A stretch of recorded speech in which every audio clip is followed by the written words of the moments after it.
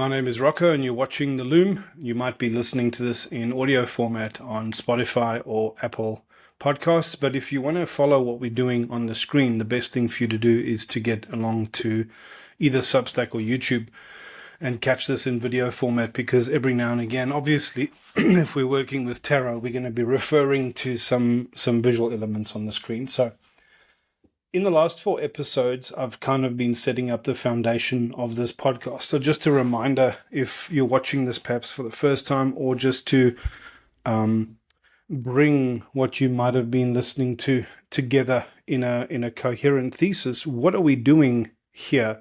We're looking at this medium called the tarot. It's these cards. Specifically, I'm using this deck. It's called the Rider-Waite Tarot deck.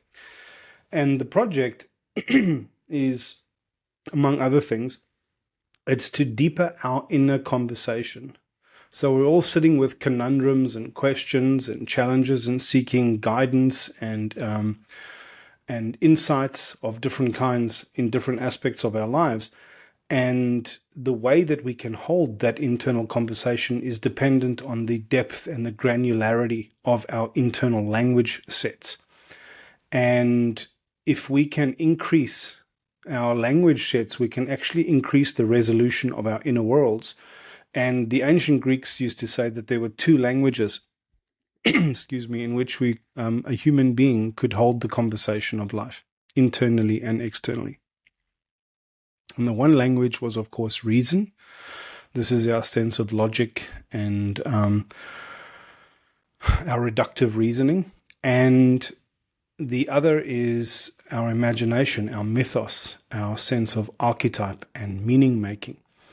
And to help us do that, what we're going to be doing is we're going to be going through each of the 22 cards of the Major Arcana. So there's 22 of these archetypal kind of pip deck cards. And the first card happens to be the Fool.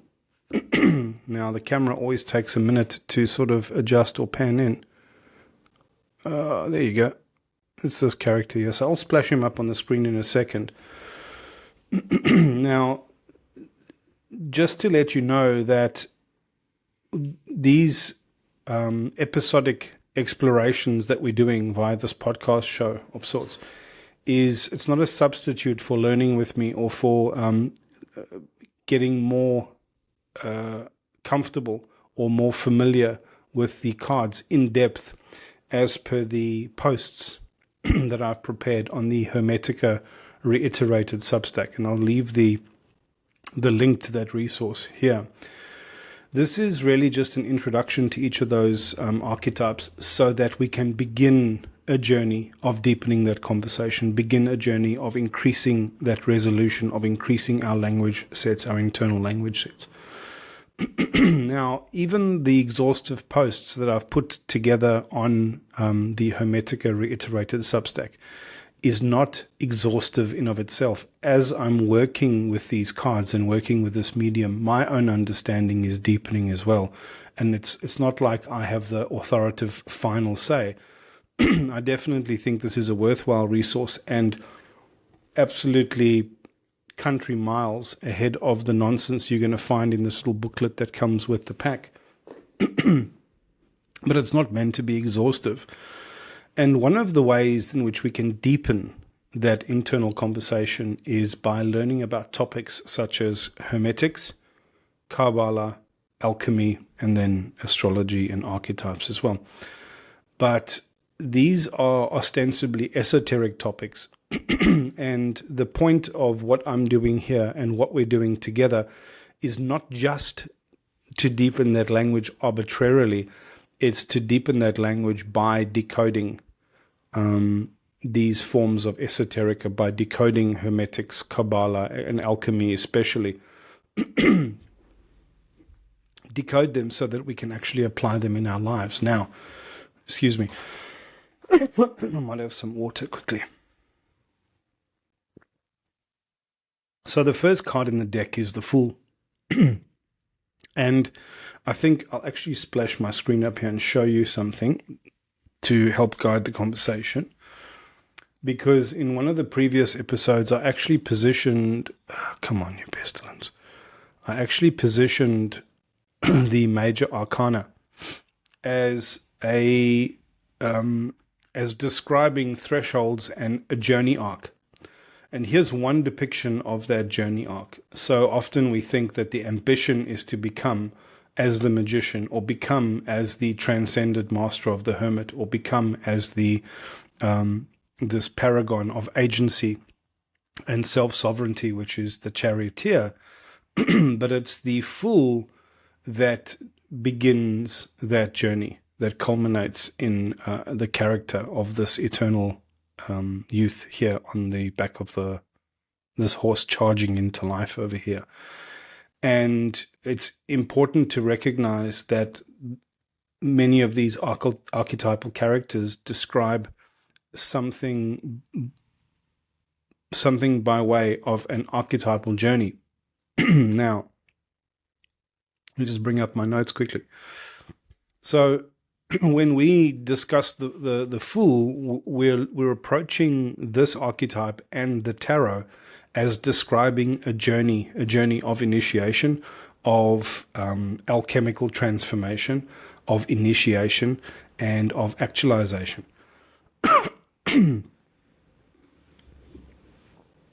Now, in the context of that journey framing, I wanted to read what I actually wrote about that character, the fool.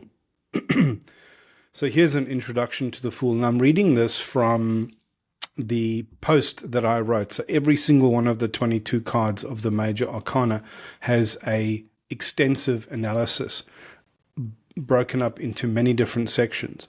And I might just take you through very quickly as a reminder how to get there.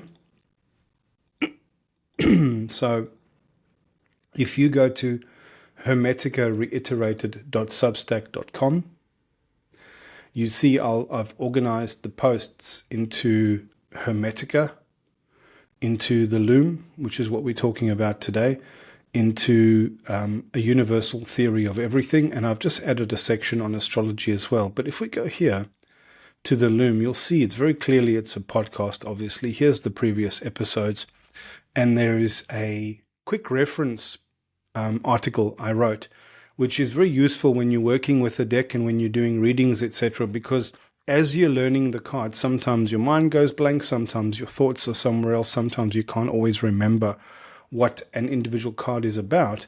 And if you browse here, especially on the web, you can open this context menu on the left and you can browse straight to the card that you're looking to remind yourself about. I've written a short tagline here.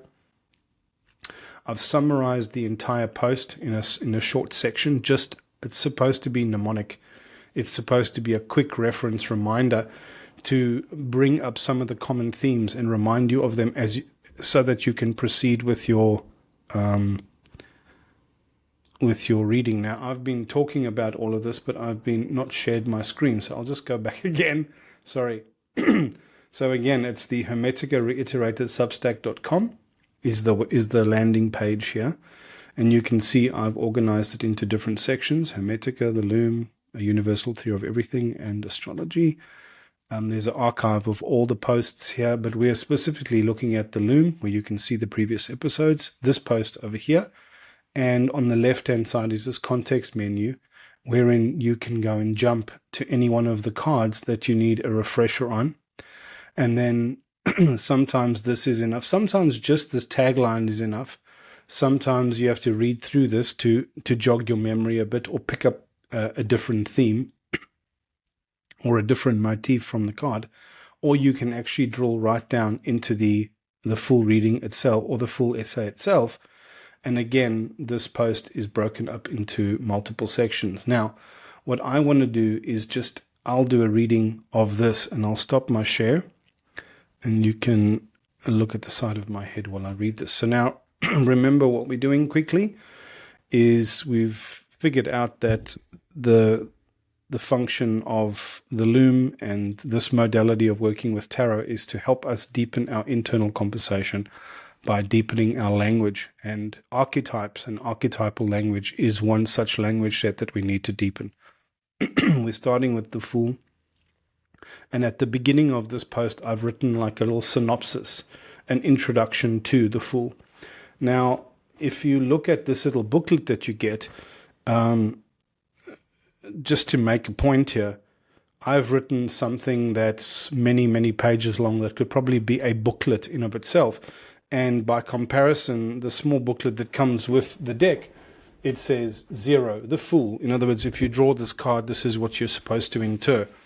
Folly, mania, extravagance, intoxication, delirium, frenzy, bewrayment. And there's a bunch of individual words associated with the reverse or the shadow aspect of it.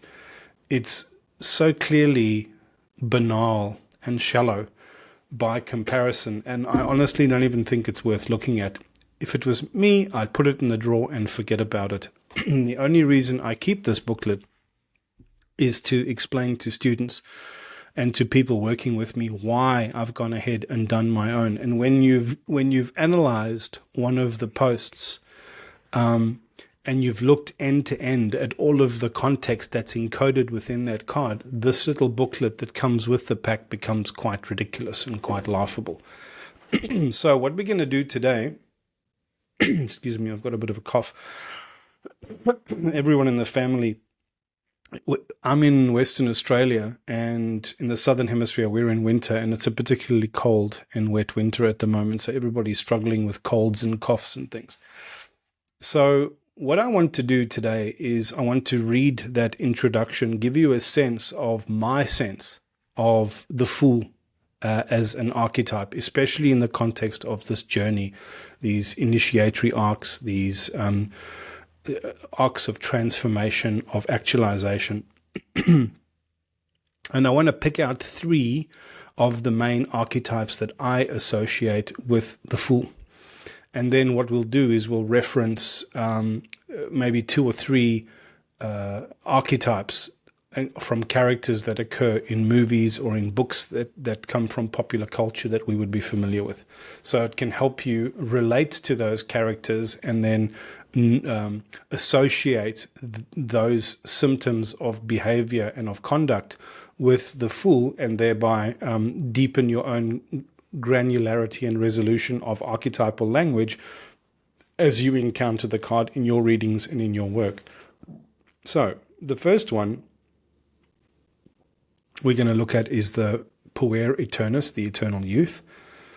Then the Prodigal Son, this character from Christian mythos, which finds themselves in exile and unhappy surprise, and then has to come home with their tail between their legs before they can learn wisdom and experience and maturity.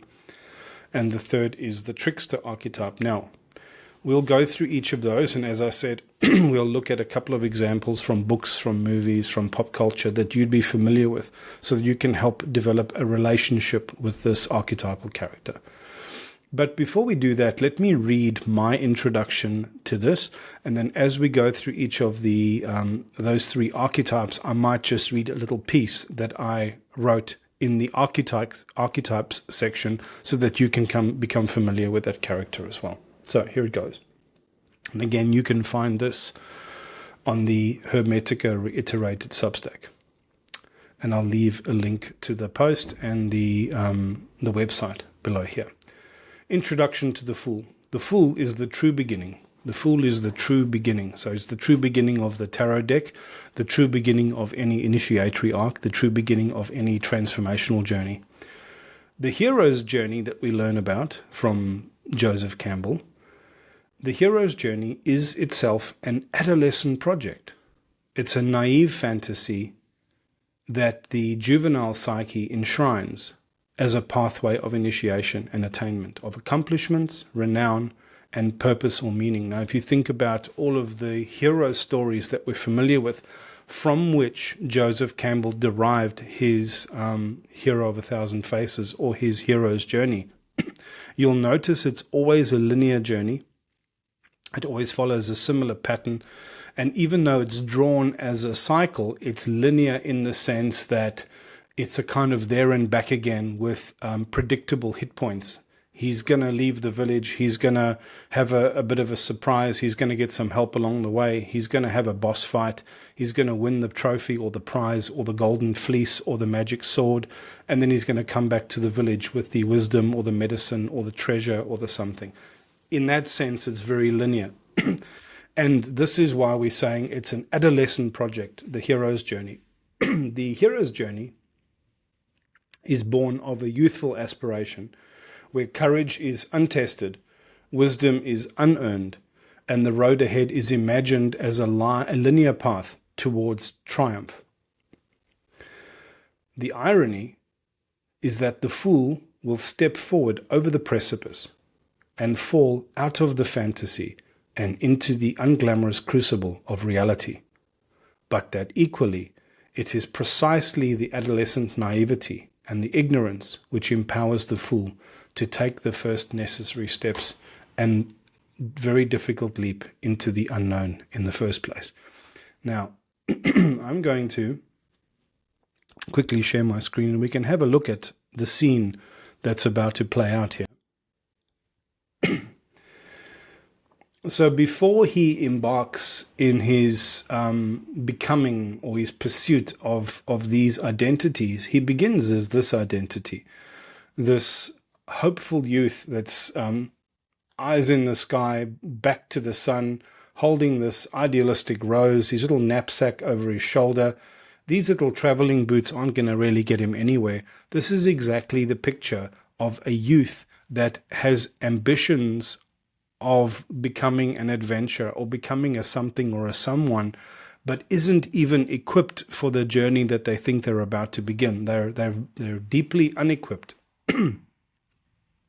And you can see he's not watching where he's going. He's wearing this bright, gaily colored little tunic, which actually I learned later has little images of the Wheel of Fortune on it, which becomes quite profound when you understand what the Wheel of Fortune is. It's basically the symbol of Dharma, of the rota, of our relationship with fate and destiny, which is always in motion. Yeah. And at his ankles is capering this little giddy dog that's also not watching what he's doing. And we'll know from heraldic devices and from other forms of studying and examining symbols that dogs represent the lower nature, and sometimes the ego. But you can see that this is a tame little creature that's giddily capering along next to its master, and it's also going to stack it over this precipice wherein it falls down into life. Now, there's something here that I noticed, which isn't, you won't discover this in any other analysis online, is that one of the loudest motifs that speak to me about this card is this inside of his garments. It actually looks like flames. And I think there's a very good reason for that. Because inasmuch as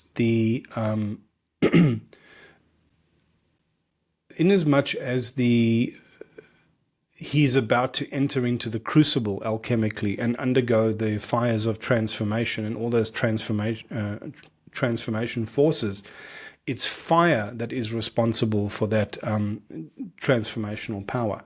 And as much as he's got his head in the clouds, or he's airily thinking about an airy ideal that's not grounded, it's the flames of transformation that are going to manifest that change in him.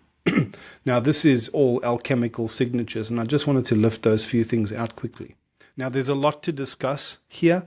If you look at the full post that I've written, you can sit and analyze what the staff means, the little rampant red feather, this little knapsack on his back. It's interesting to note that, take a look at this little leather bag on a stick over here.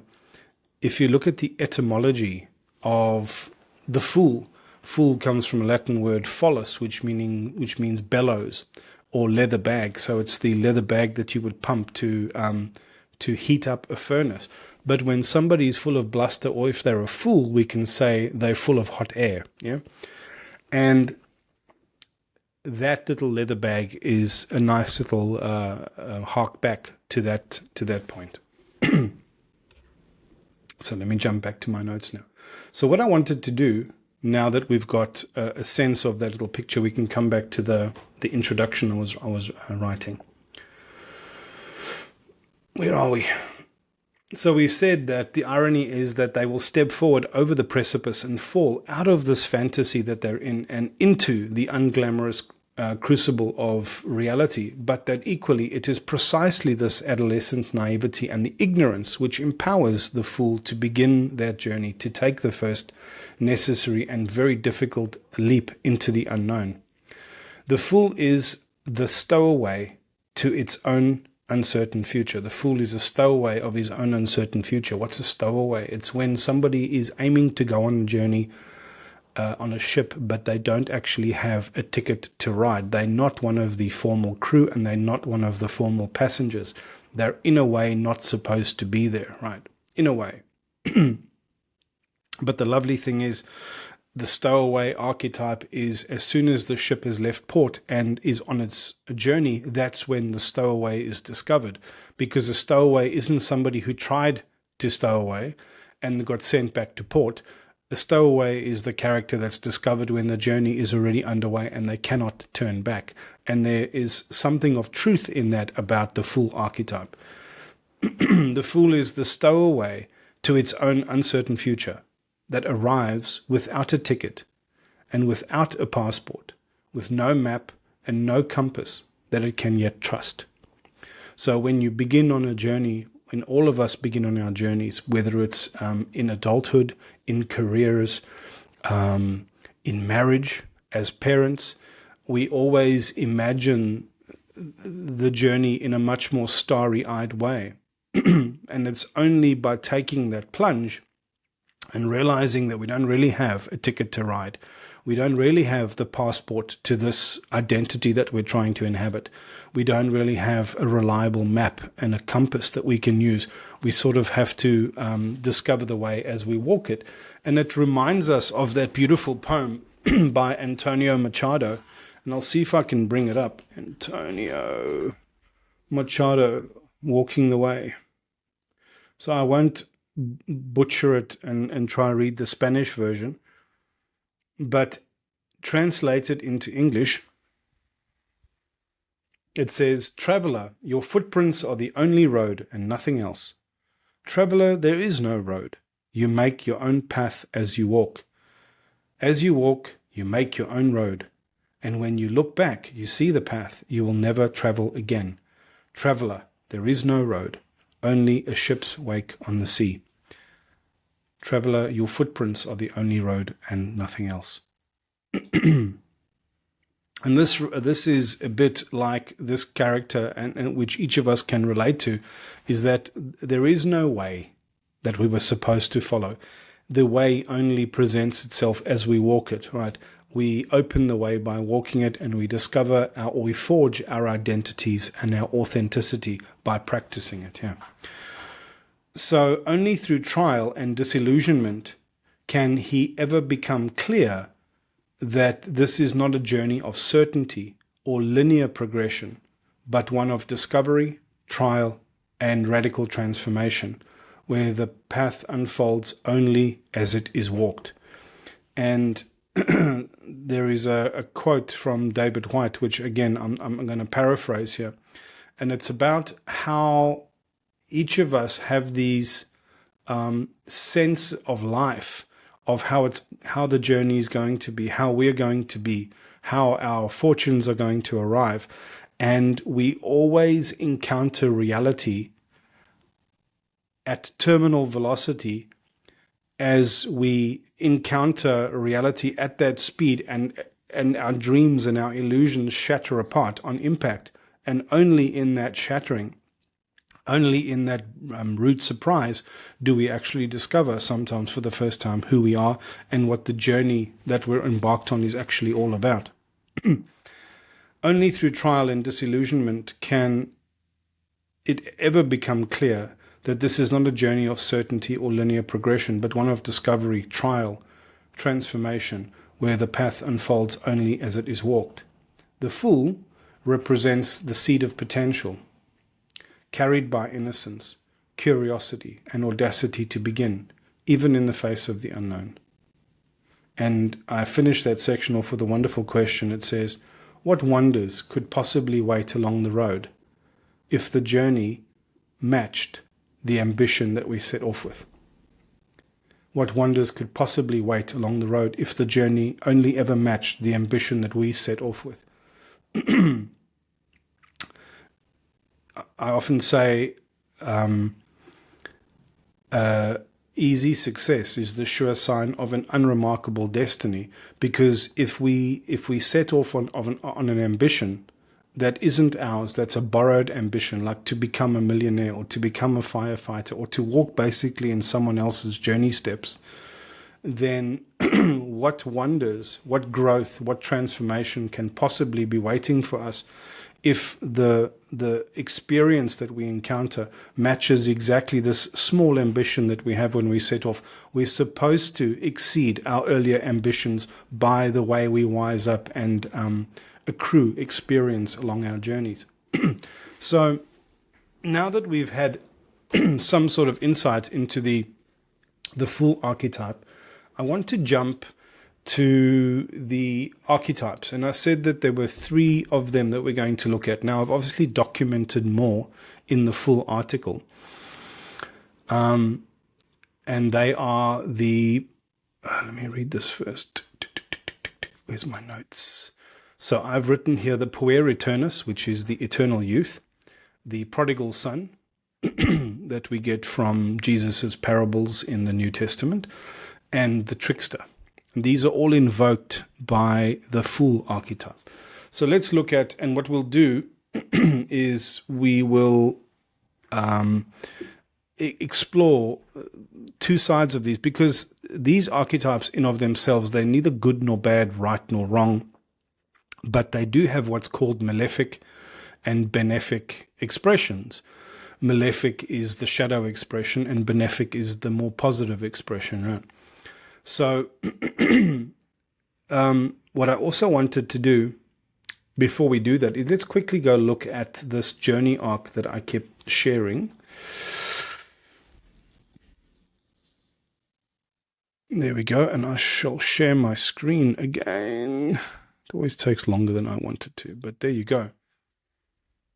So I've mentioned before that the Fool represents inception, initiation, the beginning of journey arcs, and it requires this character falling off that precipice and more deeply into life for them to pursue these intentionalities. But I'll draw a thread between the Fool, the Hermit, and the Sun. So let's first of all look at just the Fool and the Sun. You see here this little white dog, that tame, effete, lower nature that's represented here by the small capering dog that's not grounded, it's on 3 legs, is represented equally here by this white stallion, this white steed, that is, it's called a charger, and it's charging forward into life towards us, with the radiant sun full-faced at the child's back. But unlike this character looking up whimsically into space, this child is looking directly at the viewer or at the observer in this innocent, triumphant pose, carrying the standard of life, right? The banner, the standard of life. And their identity is completely burned away, nor do they need any identity. They are another expression of the eternal youth. But in this instance, it's the eternal youth of innocence and of originality and of perpetual initiation into the emerging moment. Now, midway between these two is the hermit. The hermit, you can see, he's carrying the staff, which is over the fool's shoulder here. Here he's carrying it as his magician staff. And here in the sun card, you can see that that same staff has become the spear with the standard or the banner on it. The bright robes of the fool, little tunic, is burnt away through these flames of transformation. and you can see the hermit's robes are grey, and he's back on top of the mountain, right? Lifting his own light up. He's the carrier and the keeper of his own flame. He's the lighter of the way with his own perception, his own discernment, and his own nous or consciousness. Yeah? And he's a serene figure, and he knows his business. Yeah. And look at this, the way the hand is set over here. You'll see that hand set in reliefs of Sumerian or Assyrian gods where they're holding the pine cone like that. I might show that to you another time. But they're all actually related, these three. And the hermit is this character that is seasoned and wizened by the pilgrimage of their journey. A hermit is a pilgrim that has settled down in a place. They're no longer wandering and seeking in the outer world. Their seeking and their journeys of discovery are internal. Yeah. So I thought that was useful as an aside. I'm going to stop sharing and I'll keep reading to you. So, puer aeternus. Now, the puer aeternus is the eternal youth. That's what it actually means in Latin. Puer is young boy and eternus is eternal. And the kind of archetypes that you'd recognize from movies or books, from pop culture. I'll give you the most obvious one. It's Peter Pan. Peter Pan in the J.M. Barrie story is this young sprite who's not quite a fairy like Tinkerbell, but he's definitely of a magical nature. And he lives in Neverland, in other words, never grow up, and he lives with the lost boys, right? And he has these eternal childhood fantasies of battling pirates and winning the girl and having fun with his friends. I actually know people like this, right? And they're men in their 40s that still organize the projects of their lives with this level of psychology. That means they run their relationships like that. The fantasies that they hold, the conversations that they hold can be like this. We recognize this aspect in us. Growing up takes something from us, especially if we're uninitiated or we don't have the benefit of an initiatory circle of elders or guides or teachers. The prospect of growing up in the modern world is horrific. Right. There's a quote by Jiddu Krishnamurti which says, "It's no sign of good health to be well adjusted in a profoundly sick environment." Let me adjust my camera. It's no sign of good health to be well adjusted in a profoundly sick society. And in a sick society, one of the responses that the soul adopts is to not grow up, to not accept this sick mode of being or way of being, but rather to retreat back to the what's the comparatively wholesome option of fantasy. So Peter Pan is a common trope.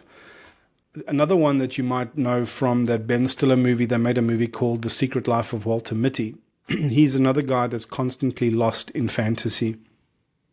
And it's interesting because it's got both, just like Peter Pan, it's got both malefic and benefic attributes. There's a bit of shadow, but there's also a lot of positive. The character is imaginative, creative, resourceful, but then again, they always lack that ability to engage with the somewhat bleak, somewhat unromantic reality of the world as it is.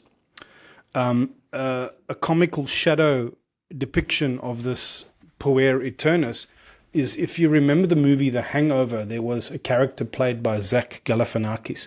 He's this tubby, bearded, kind of comic relief character. He's socially regressed man-child. He's kind of addicted to or an agent of chaos, which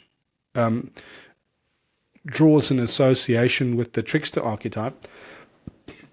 And he's addicted to make-believe He's incapable of integrating adult norms, and he treats friendship a little bit like a fantasy tribe. And if you're familiar with that movie and with the antics that character gets up to, you'll understand an aspect, a slightly more chaotic aspect of the puer aeternus archetype. Now, I showed you that journey arc between the Fool and the Sun. And the Sun is an extremely positive expression of the eternal youth archetype. And the Sun is encoded, that character is encoded equally in the Fool. It's one of the expressions. And it's a bit like there's a guy that I follow called Adam Ellenboss. He talks about astrology. He teaches astrology. And his way of describing this is of turning the archetypal jewel. It's almost as if an archetype is a faceted jewel with a lens quality that, depending on how you turn it, a different face or facet is shown that can invite a different depth, a different way of looking into this hologram of the tarot card, and a different lens onto the same archetypal character. So, the second archetype that we're going to discuss is called the Prodigal Son. This is the story of the character in Luke in the Gospels, in the New Testament, when they're recounting the parables of Jesus. And the Prodigal Son is the story about this young guy that goes off into the world to make his fortunes, but he's of course foolish. He does everything without wisdom or experience, ends up losing his fortune, having to return home with his tail between his legs. And it's only in that returning home, in shame, in disgrace in some sense, where the wisdom is actually learned.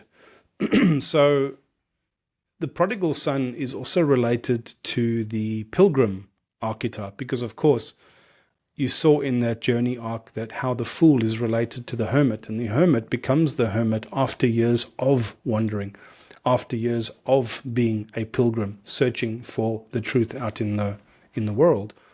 And you can see that there's these relationships, these symmetries between them. And being related to the pilgrim archetype, it's related to themes of exile and squandering and unhappy surprise, realizing the foolishness only after everything is already lost. Yeah. So what kind of characters do we see representing this in popular culture in movies? I actually asked ChatGPT for some help, and the first one it came up with a lot of crap examples, but the one good one it did come up with was Simba from The Lion King. Remember the young lion who's all full of piss and vinegar. He thinks, of course, as all youth do, he thinks this is all a bit of a game. He thinks he's bigger than the moment. He thinks he can handle things. He's completely naive. He doesn't know who his friends and allies really are. He doesn't take advice from the people that are trying to look after him. He regards them as square. He gets himself in trouble. And then he takes, or he's manipulated by someone who pretends to be his friend and then isn't. So it's a very typical trope. So he's born into kinship. He flees after a trauma, and which he then reflects in self-blame because it's projected onto him by the character Scar, which is the brother of the dead king, Mufasa. Then he lives in denial, that Hakuna Matata theme. And then he returns transformed to reclaim the throne and reclaim responsibility and restore order. So that's a typical Prodigal Son archetypal arc. If you're familiar with the Count of Monte Cristo by Alexander Dumas, there's a character called Edmond Dantes. He's this starry-eyed young guy who is a sailor, and he sets off in the world and he thinks everything is going to be fantastic. And because he has kind of not a golden spoon born in his mouth like Simba, but similarly, he falls in favor with the captain. He's touted to become captain one day. And one of the crew, or some of the crew, become jealous of this golden trajectory that he has, just like the Prodigal Son. And he he is tricked by them and abducted and put through an awakening experience, a rough initiation, whereby he eventually learns his wit and wisdom in a dungeon, actually, and there's a prisoner there that helps him recount the experiences of his life and get him to see those experiences with clarity so that he can wise up, and then teach him about a bunch of other life skills so that he eventually has this comeback story whereupon he exacts his justice on the people that stiffed him to begin with. Now, my favorite Prodigal Son story is about Siddhartha. So there's a famous book by Hermann Hesse. He's the guy that wrote 7 Years in Tibet. He has a book called Siddhartha, which is kind of parallel to the story of the Buddha. But in this story, again, Siddhartha is a young prince. He's going to inherit his father's job as a highly recognized or highly respected priest, and he's got a golden path ahead of him, but he becomes very disillusioned with this life, and he decides to leave with his father's blessing, which he gets through much difficulty, and he joins these ascetics in the forest, these emaciated, skinny, dirty men with long hair and beards that live out in the harshest possible conditions, inviting harshness into their life, almost in a way to welcome the destruction of the material, of the body, for spiritual gain. And eventually he becomes disillusioned with this, and his pendulum swings all the way the other way, and he actually immerses himself into learning the art of lovemaking from a experienced courtesan, becoming a merchant, surrounding himself with riches and finities, and eventually then immersing himself so deeply in the material that he loses his spiritual thread. And then eventually he becomes spiritually barren and despairing, and it's through another sort of rude awakening that he is brought back onto his journey of wandering, whereupon he discovers this hermit living at the edge of a river who has no spiritual training whatsoever, but has somehow found his own form of enlightenment, and he teaches this to Siddhartha. And even in that, he feels that he has achieved some sort of enlightenment and bliss, until the moment arrives that he discovers that he has a son. And then everything that he thought he knew and everything that he thought he had under control, he again arrives like a stowaway, without a ticket, without a map, without a compass, not knowing how to navigate that part of his life. And in that sense, it's a wonderful depiction of the prodigal son archetype. Now, the third one is the trickster. Now, I haven't unpacked these in the same way because we'll be a lot more familiar with the trickster. But what I might do is I might just read from the post under these archetypal sections. So the Puer Eternus, that was the Peter Pan character. This is the eternal youth. There are three expressions of the Puer Eternus. The first expression is the novitiate, the hero with 1,000 faces, as they are before the beginning of their journeys, prior to receiving the real call to their own archetypal transformation journeys. At first, the young hero wanders the world believing that their sense of exuberance and adventure is the call. And only later, the true call comes in the form of critical adversity and trial. The novitiate always has eagerness, willingness, which eclipses their readiness. So think about that. The novitiate always has an eagerness, a willingness which eclipses their readiness. They are willing to go out into the world and begin this adventure, but in no means are they ready for that journey of transformation. Carrying the ideal of the journey, but unprepared for any of its rigors and demands. Now, the prodigal son, he's the archetype that represents the journey from unearned privilege and recklessness to humility, redemption, and wisdom.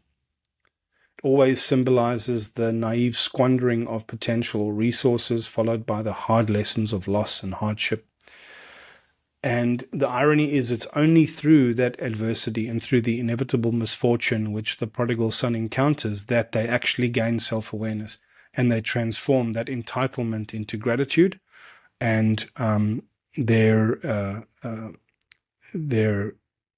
ignorance into responsibility. So in many ways, this archetype reflects the necessity of failure and return as a path to maturity and integration. And I think that's often missed. I remember when I was a young man learning about that Bible story, I, much like many of the other kids in the class, listened to that story and thought the prodigal son was a fool and didn't understand why his father welcomed him home, why he was treated with dignity and respect. He should have been scolded and told off.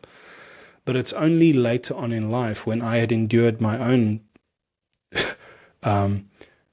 critical forms of rude awakening through life, through the foolishness of marriage and parenting, and thinking that we know what we're doing, and discovering only later, after we've made terrible messes of both of those projects, did I discover, oh, that's what it means to be the prodigal son. And it's not that you made the fuck-ups and that's all okay. That is the only way we actually learn, in the absence of initiation. And there are some journeys like parenthood and marriage which there are no manuals for. There is no initiation for. The initiation is the process that you undergo. And the third one is the trickster. So I'll read what I said about the trickster. The trickster archetype is the wild card. Now, if you think about modern playing cards, the fool became the joker, and the joker is a wild card. Yeah. And a wild card itself is a kind of metaphor or archetype. The trickster archetype is the wild card of myth and psyche. He's a boundary crosser, a rule breaker, and a disruptor of fixed systems. Now, the trickster is not good or evil. They're not good or bad, but they are malefic and benefic aspects, as they are to all archetypes. But this one specifically is kind of ambiguous. You never quite know whether they're good or bad, and that's what is the core symptom of the trickster. No one knows in the story which way the wind is going to blow, or which side they're going to go out to bat for, because they're not on anyone's side. They're kind of always outside of the game, playing their own chaotic game, delighting in the chaos and the humor of confusion. Yeah. Neither good nor evil. The trickster serves a vital function, exposing hypocrisy, breaking stagnation, and creating space for renewal. This figure thrives in paradox, humor, reversal, teaching inadvertently through mischief, through error, and through surprise. Now, the examples that you'll be familiar with are like the cat in the hat from Dr. Seuss's books. Bugs Bunny was a typical trickster archetype. The Doctor from Doctor Who, if you're familiar with that sci-fi series from the BBC,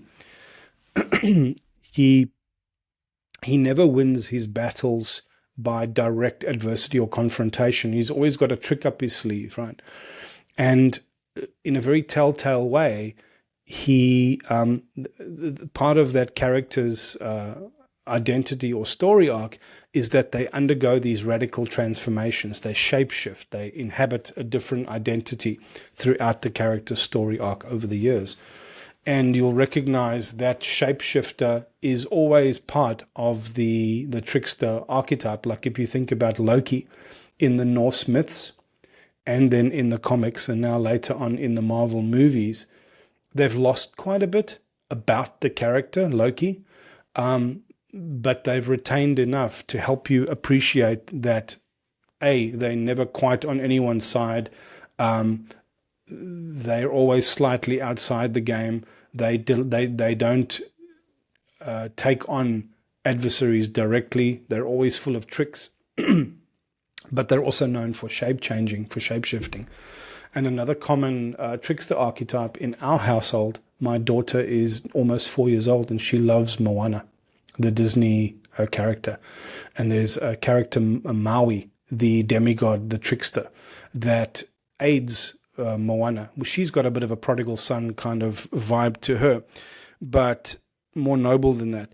But her attendant sort of friend, non-friend, who kind of plays right at the very beginning when she meets him, he traps her in a cave actually and steals her boat, and he goes off on his own. And that's in his nature because he's a trickster. In fact, the entire story centers around her having to put right something in the world that he actually caused through his mischief. Yeah. So the Cat in the Hat, Bugs Bunny, Doctor from Doctor Who, and then Maui, the shapeshifter from Moana. So the trickster shows up in stories always when order becomes stagnant, when people believe everything is as it should be, when they think they are the main character. The trickster delights in the small interventions of chance that sow chaos and confusion at such moments. When the sense of the other world is numbed, and when we forget that we are not the main character in a predictable world, the trickster is always playing a game outside the game. So what do we mean by the other world? Okay, so I don't know what happened there, but I was jabbering away mid-sentence about the trickster archetype, and then the whole Riverside platform that I use for the recordings just crashed. Right? Couldn't tell you how or why. So what I was talking about was the trickster archetype. I was sharing some of the write-up that I had done, and there was a particular line here that I wanted to go over. It says, the trickster delights in the small interventions of chance that sow chaos and confusion at such moments when our sense of the other world is numbed, when our sense of the other world has become numbed, and when we forget that we are not the main character in a predictable world. We are not the main character in a predictable world. The trickster is always playing a game outside the game. What do we mean by the sense of the other world becoming numb? What is the other world? This very simply refers to, you'll see this in movies like The Matrix, where someone can be deeply in the Matrix and their sense of real life, their sense of the real, their sense of the other world is somehow become numb. It's when a being is magical. We're all magical in some sense. We all have a mythopoetic identity that we are deeply part of. In fact, when we become severed from that part of our identity is when we become sick in the reductionist, literal sense in the modern world. Our numbness to the other world is our atrophying of our right brain, our ability to relate to the world from an archetypal, mythopoetic sense, where we see ourselves in relationship with a whole, an intelligence, a consciousness of the world. In other words, that animist worldview that human beings normalized for over 10,000 years, that we've lost now in modernity. And in that, our sense of the other world becomes numb. We don't pay attention to totems, to signs, to symbols, to intuitions of that kind. And that is in societies or in stories when the trickster shows up. Yeah. So what I'll do to close out then, hoping that most of this recording actually survived, is I'll read the closing out piece, the emergent synopsis of these archetypes. The trickster waits precisely at the threshold where we mistake the world for predictable, where we crown ourselves as the protagonists in a stable, reductionist, literal narrative. It is here that the trickster intervenes. And they do that not only to mock or to destroy in a destructive sense, but as a device, a cosmic device to loosen what has grown rigid, to unmake false order, so that true growth becomes possible again. The trickster plays the game outside the game. We're actually all part of a much wider game, a game that eclipses the drama, the small drama of our life in this moment. And like this platform of mine, shitting the bed right here in the middle of, I'm in the 50th minute trying to wind the video down. Now I'm going through all of this. It's when we're in flow and we think everything is literal and predictable that the trickster sort of tends to show up. And it finishes off with saying thus, it's not only our folly or our youth that sends the fool into the world. It is necessity. It is necessity. It is the universal law that there is no maturation without a form of rupture, no wisdom without first the ordeal of unguarded living. The fool does not fall by cosmic accident. They don't fall over that cliff just due to ignorance, right?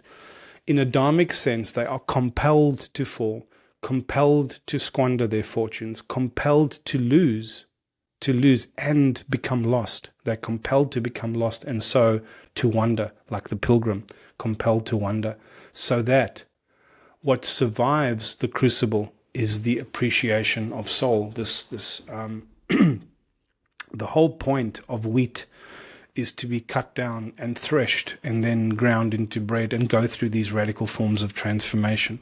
The whole allegorical point of alchemy is to be put into the crucible and endure these forms of radical unbecoming, being unmade, so that we can make something noble out of the prima materia of our lives, so that we can distill our purest essence from the experience of our lives. It is the fool's untempered naivety. It is the fool's untempered naivety that thrusts them into the crucible of transformation, where wisdom and experience are forged. There is no other way to gain the scars and the substance of maturity except by venturing unguarded into the unknown. Isn't that a wonderful way? So now, isn't that a wonderful way to think about the Fool archetype? So now, when you are working with these cards and the Fool comes up, start noticing it in the movies and the series that you're watching. Start noticing it in the books that you read. Maybe even watch some of your favorite movies or series again, or read some of your favorite books and see if you can pick that archetype up coming through. And then when you encounter that archetype, this card, in your readings, you're now able to have so much more of a deeper relationship with that archetype, with the card, and then look into the lens of the card to all these forms of connection, and you'll discover what's happening here actually is it's your internal world, your internal nuance, discernment, and complexity, which has been dialed up in resolution, and this is what makes you able to have a deeper inner conversation. This is the project. So we're done for today. I'll have to go through and edit the shonky bits out. I don't know what happened there. I don't want to prattle or waffle on. That's pretty much it for me today, except to say, if this intrigues you and you want to learn more, there is a link in the show notes here below to come and work with me.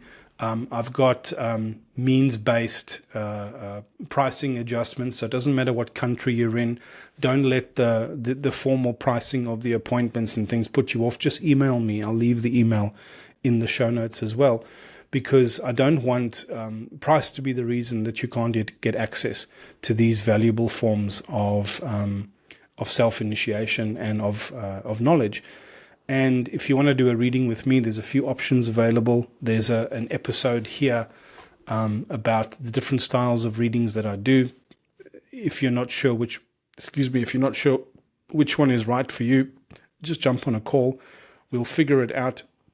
And considering we've just lightly touched just one of the cards, and that there's 21 other cards, plus I've created two myself, which we can work into the reading at some time.